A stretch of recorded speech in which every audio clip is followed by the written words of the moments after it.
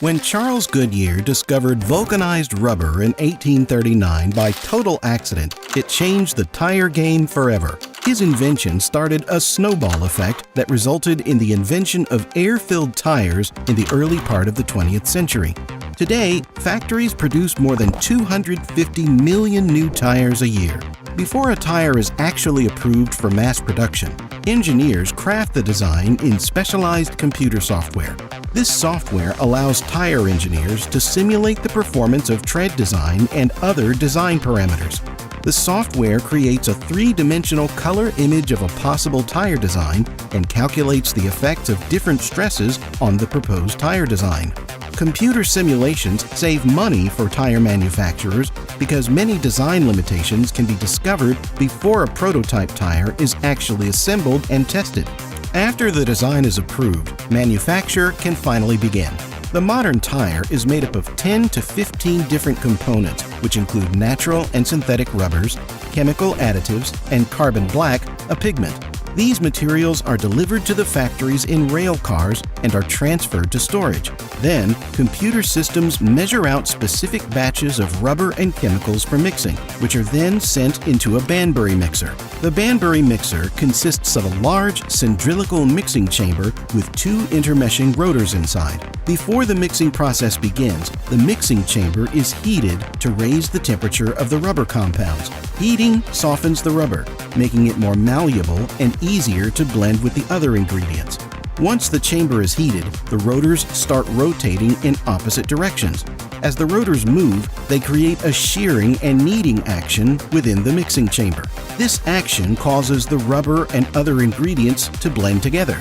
There are different formulations for different parts of the tire. However, in each case, the result is gummy rubber dough which machinery rolls into sheets to await further kneading and processing.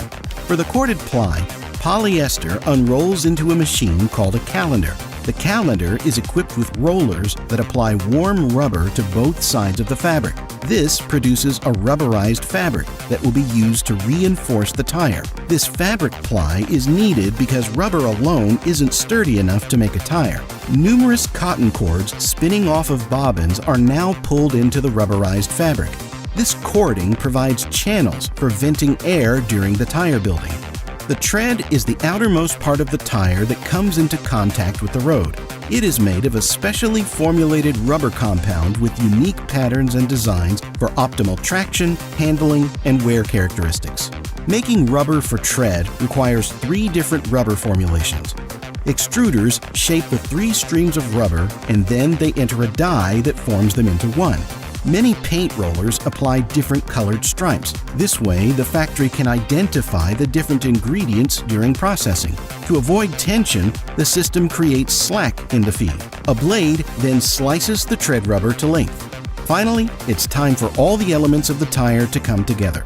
The tire building process usually begins with a worker placing the bead rings on a special rotating drum. Next up is the inner liner. The inner liner is a thin layer of rubber that provides an airtight seal, preventing air from escaping through the tire. It also serves as a barrier against moisture and helps maintain proper inflation. The inner liner is then covered with the corded ply. The corded ply provides strength and stability to the tire, reinforcing it against internal pressure. The next step involves adding beads to the tire. Inflated bladders roll the rubber around the bead on both sides and then retract. The sidewalls are then added to the beads. Little rollers then fold these sidewalls over the beads. Sidewalls are made of rubber and provide protection and flexibility to the tire. They also contain various information, such as the tire size, brand markings, and other sidewall specifications. This completes the inner skeleton of the tire. The outer shell is manufactured separately and typically begins with the wrapping of belts around another drum. Belts are typically made of steel or other reinforcing materials embedded in rubber. These belts help enhance the tire's strength, improve resistance against punctures, and provide stability during high-speed operation. The number and angle of the belts can vary depending on the tire design and performance requirements. The belts are then covered with narrow strips of rubber ply. A computerized system winds them with just the right amount of tension for a graduated effect. Finally, the tread is applied to the ply. The two tire fabrications are now ready to become one. A transfer ring collects the outer assembly and transfers it to the inner part. Compressed air then inflates the tire to shape it, and all the sticky layers adhere together. A machine rolls the edge of the tread rubber over the sidewalls. They now have what is known in the industry as a green tire, an uncured tire without tread pattern. It's surprising to know that until 1909, tire assembly was done by hand. It wasn't until Goodyear patented their revolutionary tire building machine that the process was automated. This core building machine simplified and sped up production from 6 to 8 tires per day per worker to 20 to 40 a day, depending upon the type.